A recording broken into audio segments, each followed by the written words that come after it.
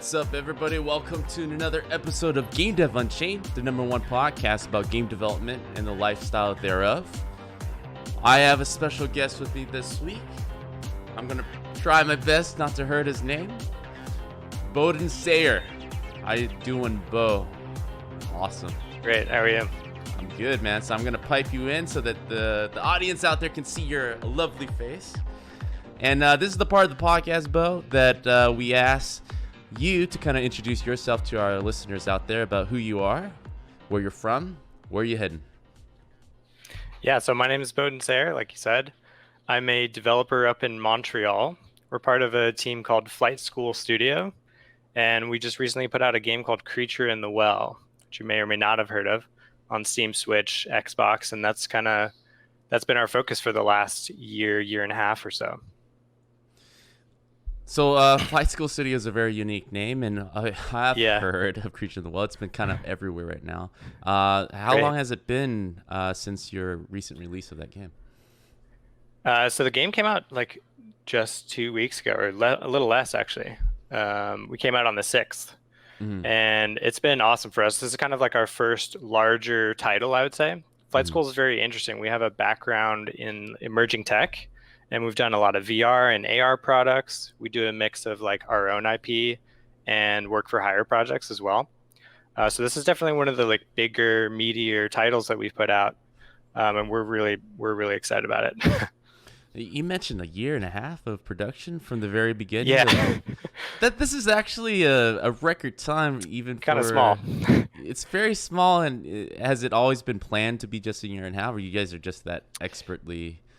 Yeah, kind of. So, like I said, we're kind of a commercial studio. So we're used to working on like pretty small projects. Some of them are bite-sized. Some of them are only like a couple of months.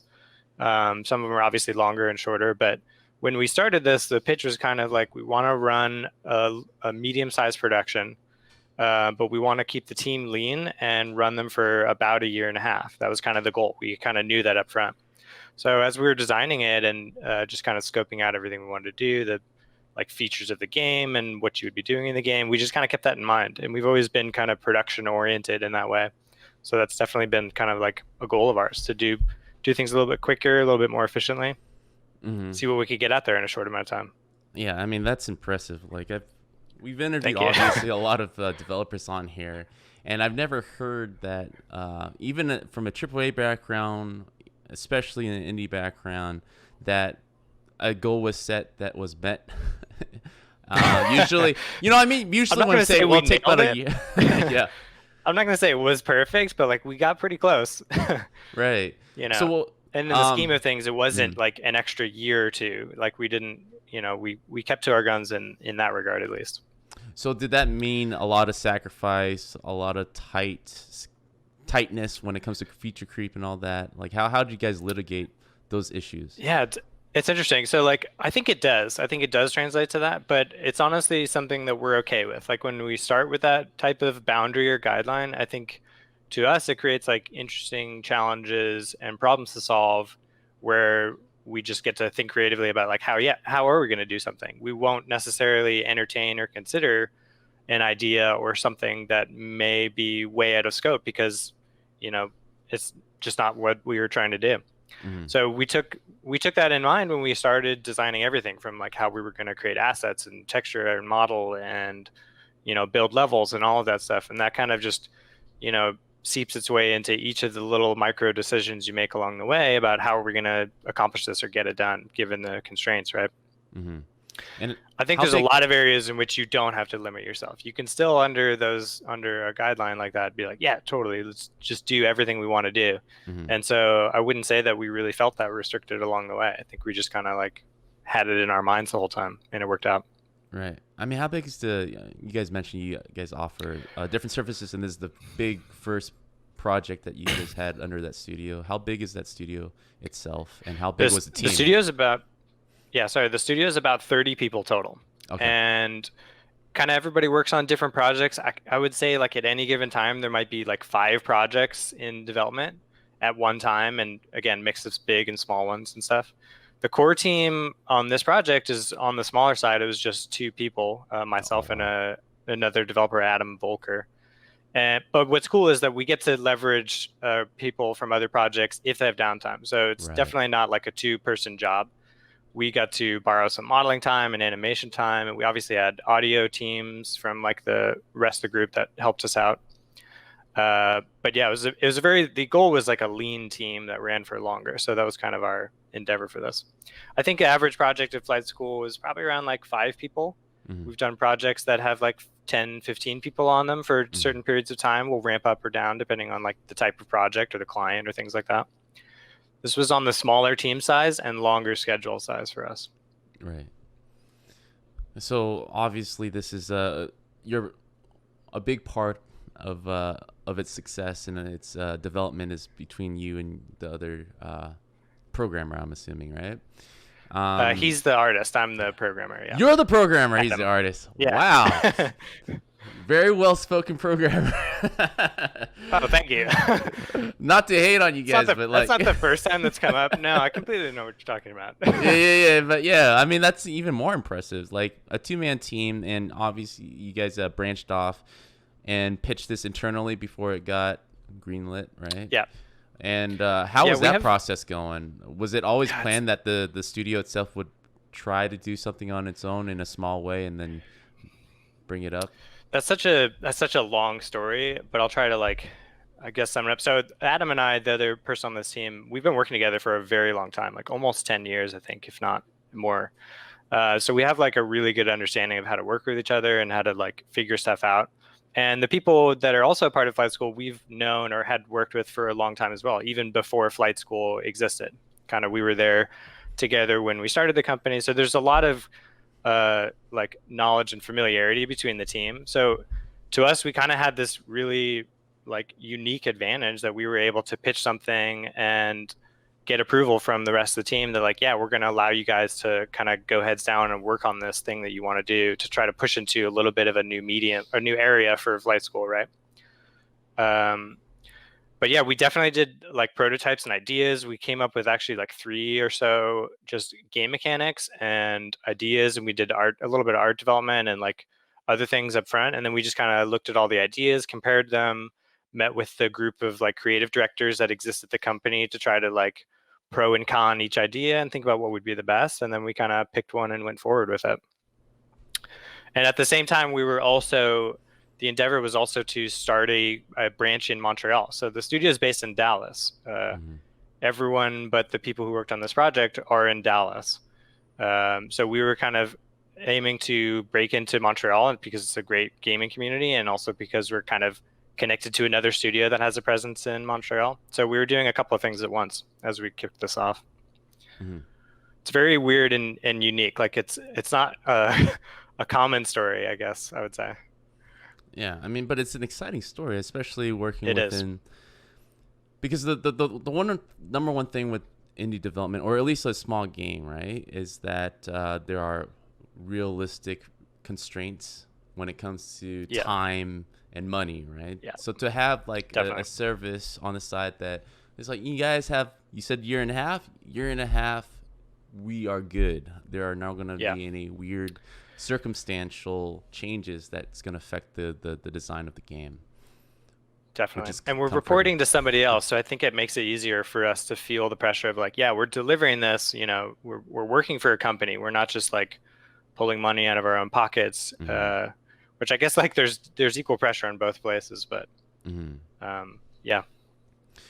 So the premise of the game is very unique, right? Yeah. Combining pinball and hack and slash and a little ping pong.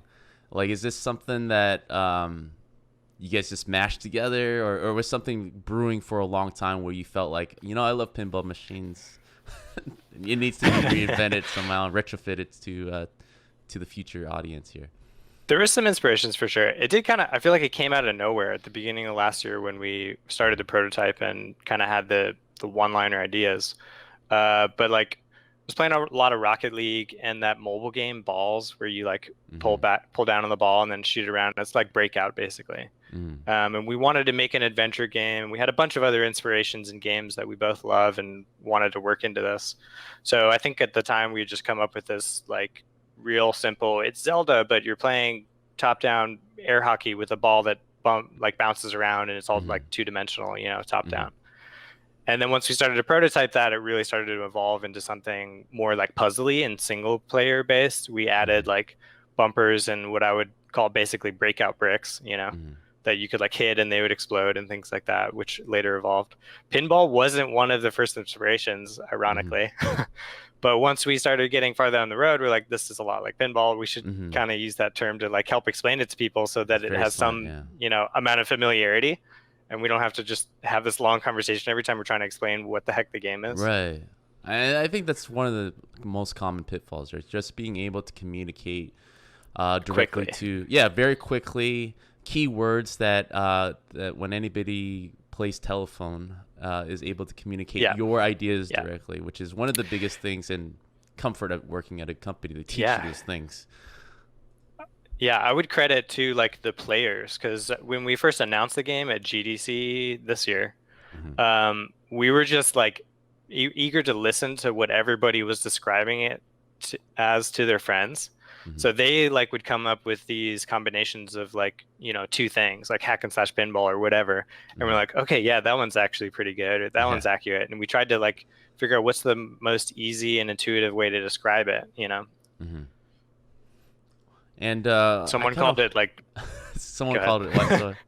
Sorry, there's a slight delay. Diablo Breakout, I think, at one point. And we're like, okay. That's pretty good. That's pretty good. You want to come work with us?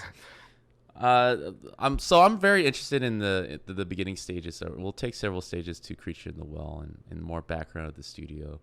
The beginning stages of prototyping the game, was this part of the year and a half as well? How long did that take? Yeah. Was that planned accordingly to time box? Like, we're going to figure this shit out in 6 months or less or something. How did that work? Yeah, so we started with like, a very raw prototype in, I think, February of last year. And then we just kind of hit the ground running, knowing we were like working up against the clock. We set internal milestones for when we wanted to like have certain deliverables, which matched roughly the same structure of the milestones that we'd done on other projects, whether they're bigger or smaller. So we wanted to stick to some things. And for the most part, we got close. I think, sometimes during a phase, like in the beginning of the game, we spent a lot more time focusing on one aspect of the core gameplay, whether it's like just how the ball bounces or like how the player is controlled and things like that, than we may have expected. But we had at least some type of a structure that we're like, yeah, we want to follow this. Let's see how good we can do with it. And I feel like there's a mentality that we have when we go into a project, which is just kind of like, let's focus on, the end goal. Let's go far fast so we can have a lot of broad strokes in place, like roughen the game as quickly as possible, get all the systems in there so it's easier to like review everything and then really start refining it.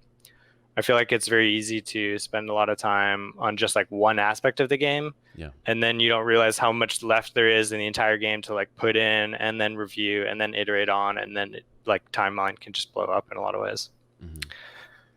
But yeah, the beginning of the production, the prototyping was probably the like more interesting and more weird and challenging aspect of this, because we really didn't know where it was going to go necessarily. We had that core prototype was just like a capsule sliding around and it could hit a ball with a stick. And we had no concept of catching the ball, which is a mechanic that's in the game now where you can like hold down a weapon and charge up and catch the ball. We didn't have multiple balls in the game at the time. The idea was that you would just have one ball and you had to like track it and predict where it's going to go, kind of like Rocket League, where you got to anticipate its movements and get there. And there was tons of problems with that. There was tons of issues immediately that we just started focusing on one by one and trying to solve. And I think as you just like solve each problem and evolve that type of weird, unique design challenge, we got to something that was getting increasingly more fun and more intuitive and started to work better within like the frameworks of game that we wanted to have, going from room to room, trying out puzzles that were self-contained, things like that. I've been very interested lately about the traditional approaches to a prototype or just initial pitches, right? There's, of course, when we're taught in school, we're like, document everything before you even put pen on paper, right? But lately, it's more from listening to developers such as yourself. It's like, just roll up your sleeve. What you see is what you get. Show, don't tell, right? Yeah. And So is it a mixture of that too, or you felt you were in the engine more, just testing things out, and then documenting to kind of communicate ideas later to other new members? I think it's definitely a balance. I try to document as much as possible, but in my mind, I also try to avoid writing documentation that I feel is just a guess Mm-hmm. or like it can't be proven yet. It's like don't go too far in documentation if you have no idea if it's a good idea yet or if it's untested or something like that. So Mm-hmm. we definitely like going into prototyping, we would sit down and write down a bunch of ideas, and then I would go through that list and try them out. And as you try them out in engine, you're not in docs anymore for a good amount of time, and the design will just evolve rapidly in engine, and get pretty far away from where the documentation usually is, especially early in the production, I think.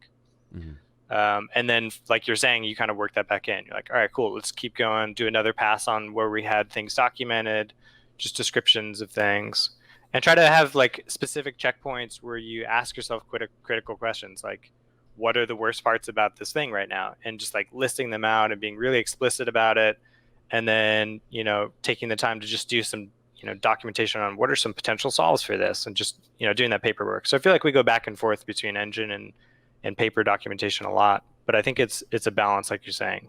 I think you can definitely over document, and you can definitely like just spend too much time in engine and not necessarily have a good bird's eye view of like where the game's at. You know what I mean? Mm-hmm. I feel like you guys had your marketing department really killed it, because it felt Oh very my gosh. professional in terms of like I heard about your game like a few months ago, and then when I looked again, it's out. It's like it's a weird rare timeline of seeing that happen, where you hear about and it came out on time or all that stuff. Plus to Yeah. also hear that you guys set out for a year and a half of development, and you guys delivered a year and a half. I don't. It felt like you guys did everything perfectly, but I also like to question on the pitfalls, the success and failures, because I feel like equally you learn from that during development. Like, what were the walls that you guys hit against over and over again before you figure it out? Like, what type of examples did you guys have? Yeah, good question. Yeah, our marketing team is amazing. Pop Agenda handled all of the marketing for us. They're this like powerhouse team of 3, now 4 actually. Mm-hmm. And they kind of like they guided us fully. Like when they jumped on board, we were upfront about the whole process, and we're like, look, we have never launched a game of this scale, Mm-hmm. and we've never really launched a game in the like core indie game market either, which they were incredibly familiar with and we were less familiar with. We were pretty Mm-hmm. invisible in that market to start with. So they immediately just kind of like helped us get on track. Like we wanted to announce the game much sooner Mm-hmm. than it did, and they're like, no, you need to wait. Like wait till you have these things in Very the game. slick, Wait till you yeah. have these assets. Yeah. Mm-hmm. So they helped us just like line up when all those dates were, when the announce would be, how much runway and time between the announce and like other marketing beats and all that stuff. And I can't say that I even understand all of what they did, because it was Mm-hmm. just really well done. Mm-hmm. But it was awesome to work with them, and we definitely learned a lot going through that process. I would actually want to kind of dive into that, because obviously Yeah. with indie marketing, right? Indie developers just feel like, well, when it's done, I'll announce it. When it's announced, I'll build my own audience. And it's only a pretty new concept with smaller teams to find like maybe we should leave it to the professionals, kind of help us, and we concentrate on the game. So how was that back and forth? Was it more like here's did you guys have to pitch the game to them? Like how far did you have to go with them, and how much of an interaction day to day did you have to keep up to date with them? Yeah, we were deeply involved. So Pop Agenda is really unique in that, they do a lot of work that a publisher does, but they each person on the team has a very unique discipline that makes the whole thing work together really well. So Nick Verge, for instance, is kind of like has this design background, and he's a part of the team, and he did a deep dive on our game last September Mm-hmm. and basically gave us a ton of feedback, and kind of had a really good idea at that point about like what exactly the game was, so that he Mm-hmm. could give us feedback and translate that feedback to marketing plans for Pop Agenda and Right. us. So he was So they got playing really familiar with the game. playing with your build of the game and everything, and okay. Exactly. Yeah, and we talked about design aspects with him. We're like, yeah, here's what we were thinking. Like we were literally just talking as if we were just designing the game with basically someone who's in charge of the marketing team. So That's they were unique. like directly involved in understanding, what the game is and how it could present and like what its features are, like what the hooks in the gameplay are. And he was really good about being critical and saying like, here's what I feel like people will find value, this, and this. And the other stuff isn't necessarily important, or people will discover it as they play it, things like that. And that was really valuable. And he continues to give feedback. He continued to give feedback. The entire team did really through the finishing of the entire production and leading up to release and launch and stuff like that. So I feel like, and we definitely stayed synced. Like we would talk, basically starting end of last year, we were constantly in communication. At first it was kind of weekly, and then it was more often. We just kind of have a Discord where we just chat about everything that's happening on the game. We're just as open as we can be about like, here's where we're at now, here's what we just finished, here's what we're focusing on next. And they would do the same with their marketing plans. So we just stayed in sync as much as possible. Right. And one of the dangers of developing a game, when it comes to finally revealing the announcement, right, you kind of have to change gears and kind of pivot towards like, this is for marketing, we got to show our best, and we sometimes have to pause real development. Did you guys have to do that, or did you guys find like a nice little middle stage? Because there's literally the core team is just 2 people. You can't really just stop development. It's very hard to do it. Like any tangents at all means like full stop on production, right? We did it a little bit leading up to GDC because Pop Agenda told us, you guys need a demo. It's got to be like tight, contained, 10 to 15 minutes long so people can get in and out, and it's got a good loop. They were advising another team at the same time, Bloodroots is the name of the game, who had just made a demo that was like doing really well and had a lot of success. So they're like, check it out, like this. Do a demo that's going to be like this and has these features and stuff like that. So we went on a tangent for a little bit before GDC just to make that demo, get something really prepared. And that was incredibly valuable. It showed really well at GDC, like player feedback was awesome. And we continued to use that demo, honestly, for the next like few months at different events and conferences and stuff like that. And we didn't necessarily have to go back and continue to work on it. We just kind of at some point had the question like, hey, do we want to update the demo for this new event that's happening? I realized the demo might be kind of old, and a lot of the time we're like, that's fine. Like the demo's good enough. It's not worth us taking our focus away from like the main production of the game. You know what I mean? So we took a couple of small tangents, but I feel like we tried really hard to make sure we kept the focus on finishing the game and focusing on the game and putting all the quality and effort into that. But I've definitely been in situations where like, I'm having to do stuff that feels like it's sideways work when you want to be just focusing on the actual production itself. Yeah, especially in a small team, you're constantly pulled in all types of directions. Not just it's tough decisions. Discipline. Yeah, but like marketing, although you guys had a marketing agency to kind of help with that, there was a lot of back and forth to kind of keep them in the loop and have the latest information, right? Because the game's changing every day. Oh, for sure. Yeah, and we have a lot of experience again just in smaller productions where you really have to be decisive about what's got the most bang for your buck. Like if we're going to decide at any given week what we're going to put our focus on, we need to make sure it's going to be like the most valuable thing to put effort into at that week, at that time. How was the reception when you announced it at GDC? Was it above expectations? Did the wariness? Well, did the wariness, because you were saying earlier you would want to announce it earlier, but you weren't sure until maybe that event, or did you guys feel more confident as GDC came around? It's like that was the right timing. It was great. Yeah, it was perfect. We had going into GDC, I don't think we were really concerned about the timing. I think we were excited about GDC, and we also had like very very quickly before GDC gotten connected with Nintendo, gotten connected with Kirk Scott, and established a relationship where we showed him the game and he liked it enough that we could get into their Nindies Direct. So when we announced it at GDC, it was announced via Nintendo's channels, which was massive for us. That was like a huge deal. There was like 2 million views on that video, I think, of the Nindies, because it's like a massive showing. And so at that point, like for months afterwards, most of the people who had heard about our game were like, yeah, I saw it in the Nindies Direct. And we're like, excellent. Perfect. That's exactly what we needed. So that was like such a clutch get, I think, at that point in time. And I'm assuming at that point you guys were probably in alpha stage or just tightening things up, or were you guys far along in the Yeah, game where you felt pretty comfortable? It's like, all right, time to finish it out. it was alpha. I think there was some like significant pieces of the game that like weren't missing. There weren't massive pieces, but like if you played all the game all the way through, you'd be like, what's supposed to happen there? In certain parts of the game. So post GDC, that's kind of when we went heads down and we're like, cool, let's finish it up. Let's tighten everything up. We did like a small private alpha on our Discord.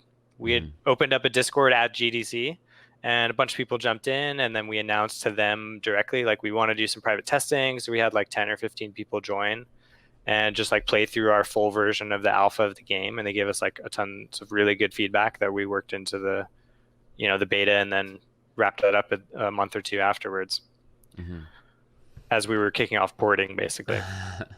We used an external porting team. Oh, wow. Which was kind of important because I don't think I would have been able to do all 3 platforms that we sim shipped on alone. Right. So this was something planned at the beginning stages of like for multiple systems, correct? Yeah. So when we first started the project, like, beginning of last year, we wanted to pick 2 platforms. And at the time, we kind of had an affinity to PS4. So we were like, let's do PS4 and Steam or something. But then as like, the market evolved, everyone was like, yeah, Switch is where it's at. We kind of shifted towards, okay, Switch and PC, those are our target platforms. And we were just going to self-publish on those because it's not a huge deal. PC, Steam is like fairly easy to do. And then it would just mean like porting to one platform. But then after we announced and we started getting more attention and more traction, our kind of connection to Microsoft built, and they're like, we want you guys on Xbox. So then there was more and more platforms to consider. I'm like, all right, we got to have an external team that can help us like sim ship on all these platforms because we didn't have the bandwidth to do that. So that's something that developed a little bit later. Mid-production, we kind of just massaged our launch strategy, like which platforms and how we're going to get it done and things like that. Oh my god, you're constantly compressing me with your timeline because we're essentially talking about from March to what now, September, like 5 months, right? Of how all these marketing potentials and partners started approaching you guys, talking to you guys, and then you guys organizing and porting.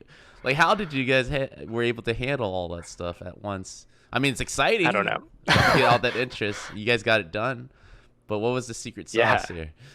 Was it just? I don't know. Everybody was just ace. Just acing it, man.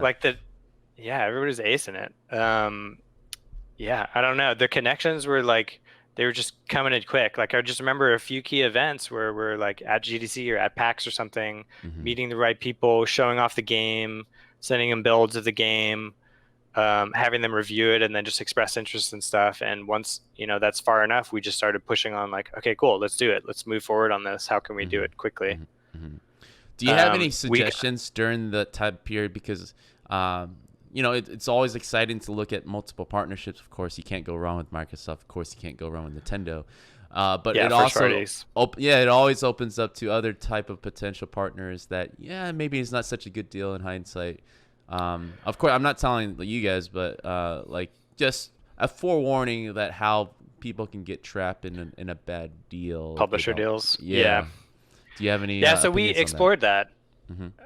It's tough. I can't say I know a lot about it from experience of like working with publishers, but I can say that we've almost connected with a lot of publishers. We were pitching the game to publishers at the end of last year before announcement. Because we were potentially looking for, marketing funds or ways to get more money for us to like just have a better launch. Because we knew like, okay, we can make the game, but we probably need somebody to help us launch it or like get the reach we need or get the visibility that we just don't have as a new developer in this space. So we were pitching to a lot of developers, like or a lot of publishers, the publishers you're familiar with, right? And some of them liked it and some of them didn't. And as time went on, we kind of got to a point where we were far enough along the game or far enough along the path of finishing the game. And we kind of had developed the self-publishing plan enough that we were like, is it really going to be worth it to split the like cut to basically give away another 30% of our, revenue or of our, return to a publisher, what would they be providing that would be really worth it? And I think that's obviously the biggest question. It's plain and simple. It's just like, are what they're providing you really going to be worth it? And a lot of times, like, a publisher gives you that visibility that you really need. And I think Nintendo helped us get visibility that we were hoping for. And at that point, we're like, okay, yeah, I feel like we can self-publish and still be okay. I feel like we don't need to get a publisher involved and have to split that cut in a large way because of the other connections that we had started to establish. It was kind of this organic decision that occurred where we really kind of committed to the self-publishing process. Yeah, and I think that's very smart. A very smart approach, because you're already defining your own path without any variables outside of that, and anything that is coming later in the game of your development is just a plus. Like, it's just it's a exactly nice have, which is a great mentality to have. Yeah, we got a dev grant from UE4, a small dev grant, around announce time, I think, and that helped us like go to all the events that we needed to fly to and pay for flights and travel and things like that. So stuff just started to happen that filled in the holes a little bit and relieved some of the pressure that we were feeling and some of the reasons why we were, wanting to reach out to a publisher in the first place. What are the, of course, there's a lot of conventions. We know GDC, we know PAX, but what are the must-attend events if you're about to launch that year that you would recommend to developers and listeners out there? It's a good question. We did Gamescom just recently, and I feel like it was really effective because there was so much press and like news outlets in Europe that just hadn't even really heard of our game. That it was like really valuable to get out there and just try to spread the word on that in that part of the world, right? And that's obviously a beefier cost for travel and things like that, but it's a massive conference. Like, I didn't realize how big it was. There's 380,000 people that go to Gamescom, whereas E3 like or something, right? It's like massive. It's E3 is like 80,000, and add 300,000 people to that, and then you've got Gamescom. Yeah, it's insane. That's a lot of BO. I didn't realize it's the first time I went. That's the first time I went there, so it's like, okay, cool. Yeah. And where is that located? Which country? That's in Germany, in Cologne. Right. Yeah. Yeah, it's the one conference I haven't gone to because it's over there. Yeah.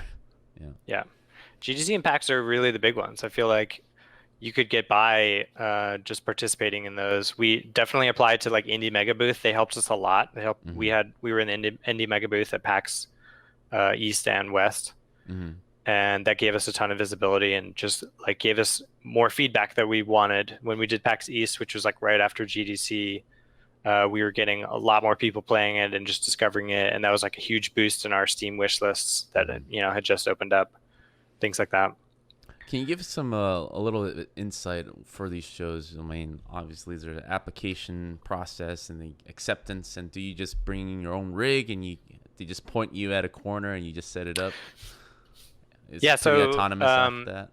The application process, I think, is pretty straightforward. I can't say I was the one to apply. Like, Pop Agenda helped us apply to a number of things because they've done it before, and they're like, cool, we'll take care of it. We're going to apply you to this thing. Nice. But I'm pretty sure they make the process pretty straightforward. In the case of Indie Mega Booth, we actually didn't have to provide any hardware. All we had to bring were Xbox controllers and a build on a USB stick, basically. Oh, even better. And we had to buy some hardware. Like, we wanted to buy nicer chairs. And we considered, like, we actually wanted more TVs too. So we kind of like we bought some small TVs, but they provided PCs, they provided headsets because they had this connection with another team at PAX that was like basically providing headsets for Indie Mega Booth. So I feel like if you're part of a group of games like that, like Indie Mega Booth, they tend to provide a lot of the like significant hardware that you'll need. And then you end up just paying for like the cost of the booth. So you kind of pick like, do I want a 5x5 space or a 5x10 space, or how much can you afford? Basically, you pay for that area and any like perks. They're like, buy padded carpets because you're gonna hate your feet by the end of the conference unless you do. Right. Things like that. Do you want electrical cords? This is how much it costs. Yeah. Indie Mega Booth sets up a Google group, which is really valuable. So like all the developers who are part of it get to talk and ask each other questions. Like, what are you doing for this? Or is there going to be power plugs for this thing? Or can I hang this banner on the back wall? How do we display information about our game? Yeah. we bought these like self-standing banners that you could put next to each other, and they would just show the game title really large, but they like roll up into tiny little or medium-sized little tubes and stuff. Yeah. So something that I've been noticing lately too, just talking to more indie developers. I come from the AAA background, and when I finally got not into, but at least started Yeah. interviewing, I've just noticed like, wow, this is a separate group that have their own type of thinking. So now that you're in Yeah. there, Yeah. like, It's very can you ground floor. yeah, it's very ground floor, but it's a very tight knit community. Everyone's very supportive of each other.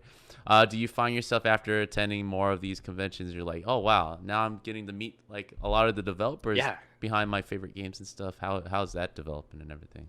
Yeah, absolutely.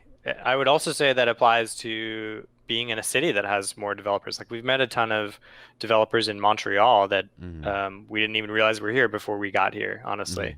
Mm-hmm. Mm-hmm. Uh, but I do think it like a couple of conferences in, you start to like, see, oh yeah, this team is here again. We actually have connected with Night School because they have like a very similar company name. Yeah, yeah. They did like Oxenfree and Mm-hmm. that stuff, and we were next to them at one of the ID at Xbox Mm-hmm. displays at E3 actually. Mm-hmm. And so we've just been connecting with a lot of developers that is just like a really like kind of a pleasant surprise, right? You don't plan on doing that, Right. but you end up meeting them and connecting with them, and then you're building this relationship that I feel like pays off in the long term. My experience in this industry, and I guess, similar industries, because I kind of come from like film and animation, Mm-hmm. is that it's an incredibly small world. Like everybody kind of is connected to somebody else with like 2 degrees or 3 degrees or less. Mm-hmm. And so I feel like just meeting people and just connecting to people directly and personally is honestly one of the better ways to just figure things out, to get those connections. Like, how do you meet Nintendo, or how do you meet somebody at a different publisher or first party? I feel like it comes first and foremost from just like simple connections, right? Mm-hmm. Um, kind of going off of what you're saying, you're coming from film and animation. I still refuse to believe that this is just a lucky hit, right? Obviously, you guys are made up of a team of professionals with various backgrounds, but have been a master of your craft for a while to be able to crunch this game in a year and a half and make the right connections and make the right calls and follow through with it. So can you kind of talk about your previous experience before flight school to kind of help lend Yeah. some of your talent currently? Yeah, totally. So I used to work at a company. Yeah, it's kind of a long story, but when I say film and animation background, I'm referring to a company I used to work for called Moonbot Studios. It was based Mm-hmm. out of Louisiana, Shreveport, Louisiana. And it started as like a kind of a short film studio. Our goal was to like just make films and cool animations. Mm-hmm. And we created a project called Fantastic Flying Books of Morris Lessmore, Mm-hmm. which was a mix of like fully animated and actually miniatures, Mm-hmm. like miniature backgrounds where there was like physically built sets that were Mm-hmm. photographed and then composited into the like into the CG animation, which won an Oscar. We won an Mm-hmm. Academy Award for the like best animated short film of that year. This was like 2012, I think. It's a nice award, yeah. It was awesome. Yeah. And at the time, I think like the iPad was coming out, or like Mm-hmm. some cool Apple hardware. And we wanted to kind of get into that. Everyone at the company was just kind of like, yeah, this is interesting. It was a small company and we wanted to explore in this like experimental technology. So we kind of organically started this interactive division of Moonbot, which Adam and I were heading up, Mm-hmm. basically.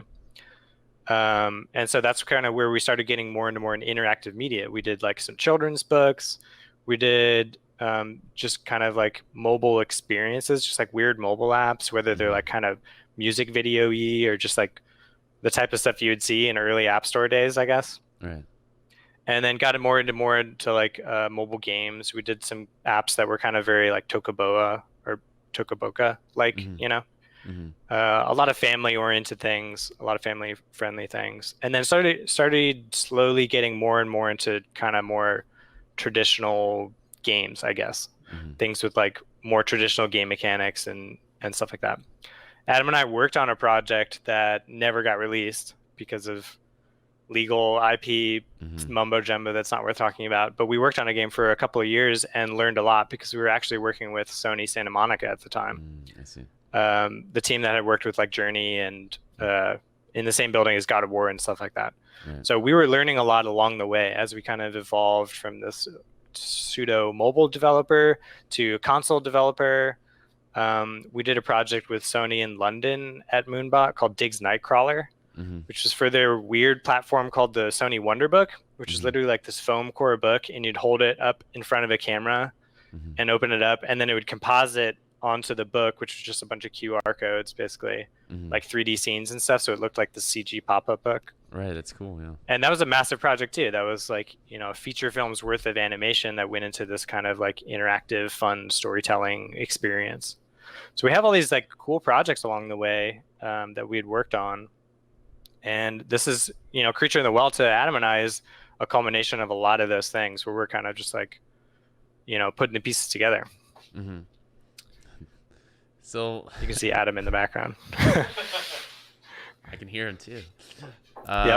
So you're displaying a lot of versatility in your background, not just through interactive mediums, but just different projects to give you like I would say a very fresh perspective with Creature in the Well, right?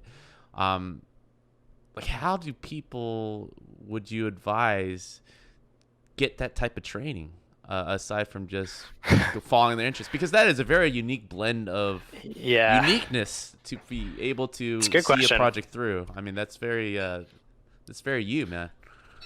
Thanks, dude. It's a good question. I remember when we first got into interactive stuff, that was kind of our angle. We were like, we want to take this unique perspective we have from like film and cinematography and like other things that we were kind of more familiar with and work that into games, which we were also very familiar with just because we played a ton of games.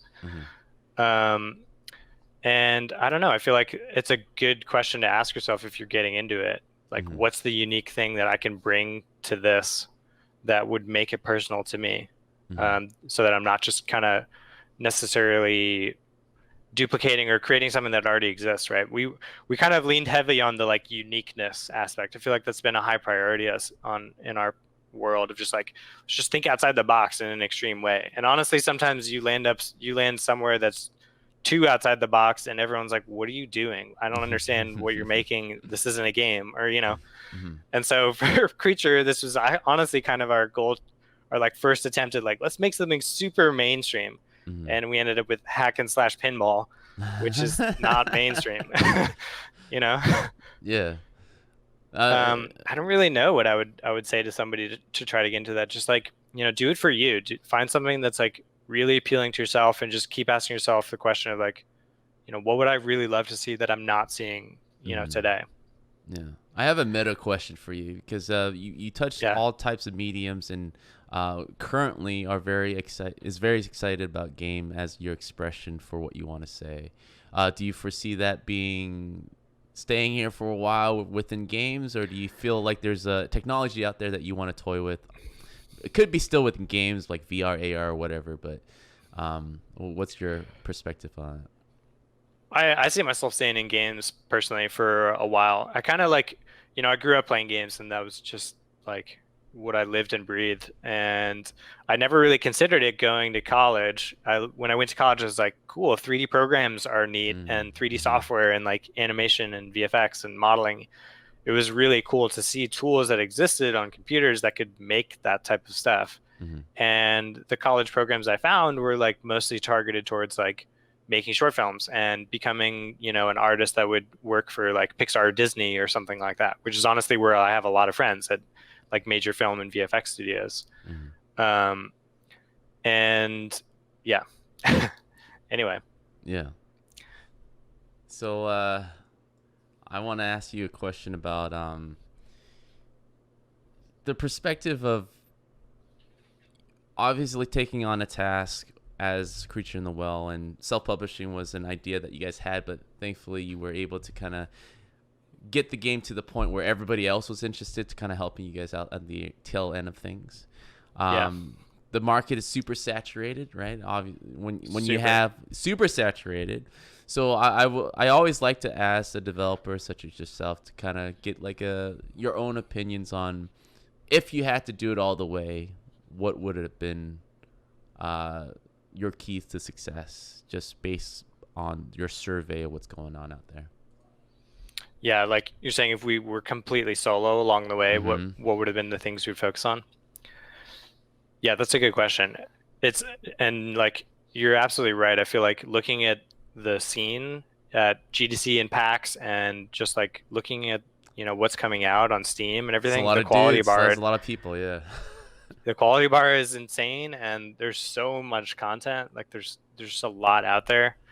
And I feel like that's kind of another reason why we try to reach like so far out of like the home base. Mm-hmm. Um, and I think that's just our approach. Like there's a lot of ways to do it, but for us, I think we're just trying to, in an extreme way, find something that like sets us apart, whether it's like the visual style or like, the mechanic or something that just like is really foreign, and then find a way to, work in familiar elements and familiar gameplay themes so that when people are hooked by that thing that's weird and unique, they can then start to understand your game and be like, oh, it's kind of like these things that I am familiar with, but I'm really curious how it works because I haven't seen something like that. That's kind of, I feel like, what we're going for. Mm-hmm. I don't know. It's really tough. I think you really just got to focus on, what are you seeing and how can your vision or your eye for like the medium and what the medium is doing allow you to make something that stands out a little bit. Mm-hmm. I'm very sensitive to just like kind of when we have ideas, just go through the checklist of like, has this been done though? Like, is there a lot of stuff out there that would just kind of directly compete with it? And it's like almost impossible to not make something that's overlapping with existing ideas. I feel like every time you come up with something, you Google it and then you're like, oh, it's been done. Yeah. Someone's made it. So, it's a mix of that, and then just kind of, the micro decisions you make along the way during production that help you massage your product into something different. Yeah. And then I think, again, marketing is so important. Like there's the product itself. And then I honestly feel like that's only half the battle. If you make an awesome project, I feel like you're only halfway there. You need to find a way to get it out there and get people to see it. And I think that's what we've been learning more and more from Pop Agenda and other people we've been working with, just about like when to apply for the right things, when to like, show your game at specific locations, or what types of media to make, like how to make good trailers, or, run a community management, or like run a Twitter, right? Stuff like that. There's all these like micro decisions in there that are like really interesting that you just absolutely would never think about if you just focus on the production of the product itself, and I can't overstate the importance of those, I feel like. So was the marketing firm kind of handling all that for you guys as well? The Facebook, Twitter? Okay. Yeah. I mean, that alone is worth it. Absolutely. And they open it up. They're like, job. Cool, we told them up front, we're like, we wanted to, represent our indiness. We want it to be very transparent and for them to feel like they're connecting directly to the developers and the team. Yeah. And they're like, cool, we love that voice. We will help you achieve it, basically. And they kind of carried the same voice. So it was very natural for them to be able to do that, and then also allow us to do whatever we want. Like, we kind of just open up the keys for everyone on the team to contribute to the like social and like PR image of Creature in the Well and the company as we kind of approach launch, right? So everybody was contributing ideas from all sides, I think, as like, yeah, what types of things do we want to show every screenshot Saturday, or things like that. You guys' games is pretty unique, where you're not like, even if you're Googling it, there's no pinball hack and slash game where it's like, oh man, it's out there. And especially on the road, like now that you're next to a booth that is, I don't really see any developers really ever competing with each other, even if they launch the same month. But how do you avoid that type of distractions? Oh, that's an actually cool mechanic. Is like, not just future creep, but like, oh, that's very similar to ours. Yeah. Maybe we should think or change things, or have that type of halting development mindset that can cripple a project. Yeah. Honestly, I think we were lucky in that regard. Like you're saying, there wasn't a lot of like competing genres or types of games, but we would see a game come out that had something in it that was similar, like a mini map or like a way they handled a UI or something like that. They're like, oh dang, they like did it the same way. Should we learn from that, or do we care about, setting ourselves apart from it, or is it worth it? I don't feel like there's really a general rule for a lot of that stuff, but um, I definitely think it's honestly a good way to learn. Like if something comes out Mhm. or if something is coming out and it's really similar to your game, I'm like, you should study that. I feel like you should play it as much as you can and learn from it and use that as more research for how like the decisions you're going to make about your game, right? Mhm. So I do think we tried as hard as we could to find things that were similar. Like that's how we discovered like Disc Jam and Wind Jammers, and there was like a bunch of other just kind of ball bouncy, combat-y type games that we were just trying to like look at and see how they did certain things and Mhm. pull whatever we could from them and use that to like, you know, innovate and come up with something new. Mhm. This is actually a good jumping off point for when it comes to research, right? So there's that initial push when you're kind of developing the idea and you're trying to pitch the game that you do and play anything that you get your hands on to kind of help develop and fully form this idea, right? How much does that continue during your development? You're talking about certain features that you got to really figure out, and maybe you get some inspiration here and there, but I would imagine most of that time is behind development and not just playing other games to add things to your game. Yeah.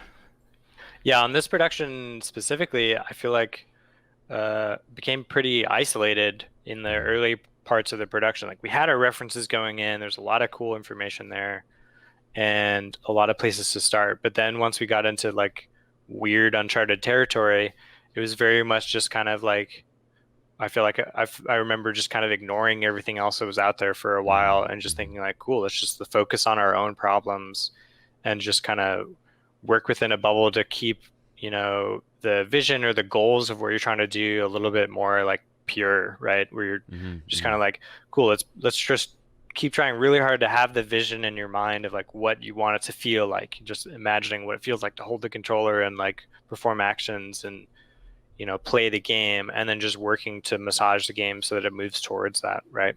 Mm-hmm. And I don't think we used a lot of reference during that period where we were kind of moving forward.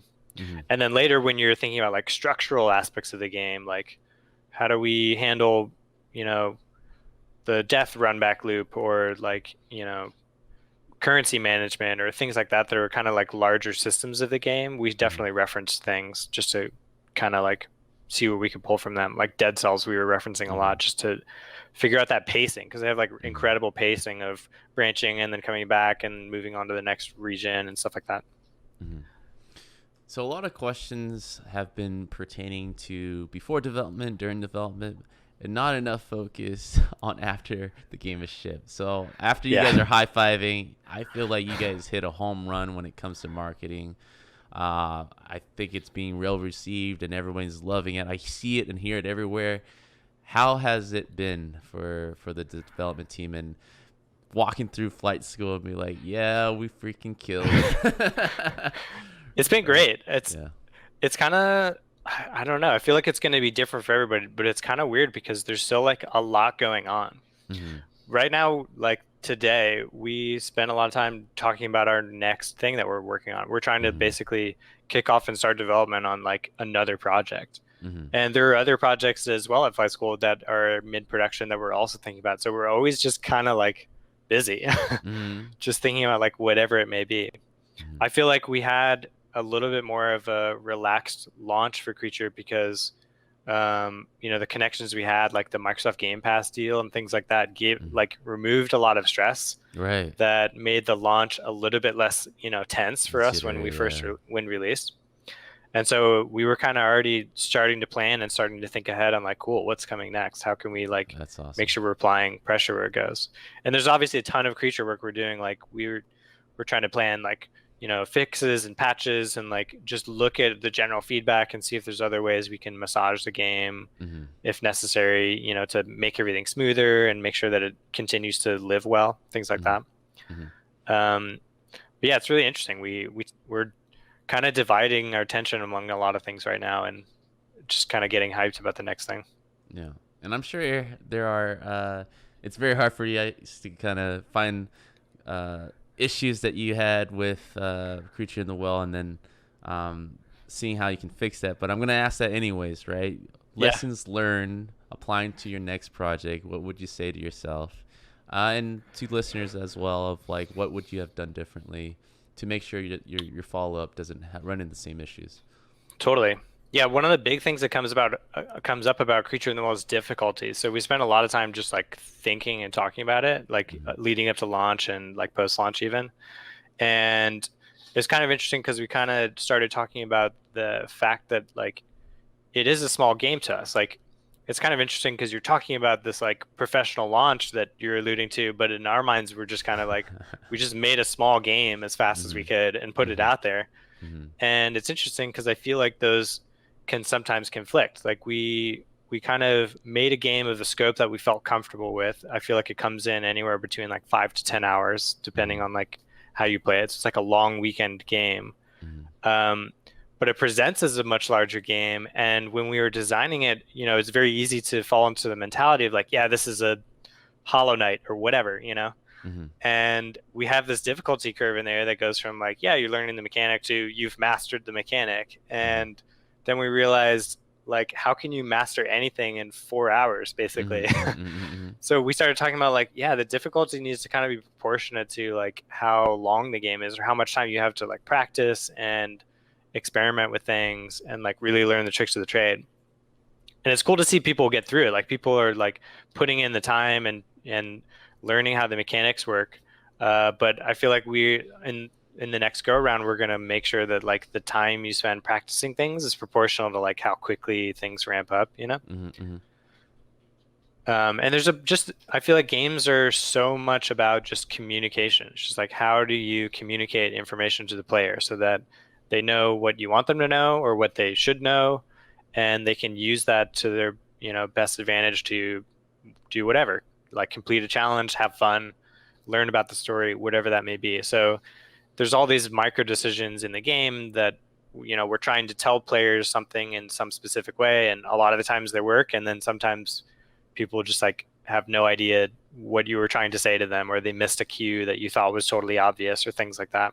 Mm-hmm. So there's a lot of little lessons there just about like making sure you're explicit enough with like item descriptions, or areas where you want to be mysterious and secret, but maybe it's not the best place to be mysterious and secret, and you should kind of be more explicit about stuff. Mm-hmm. There's a lot of those little things along the way that we started to learn and observe.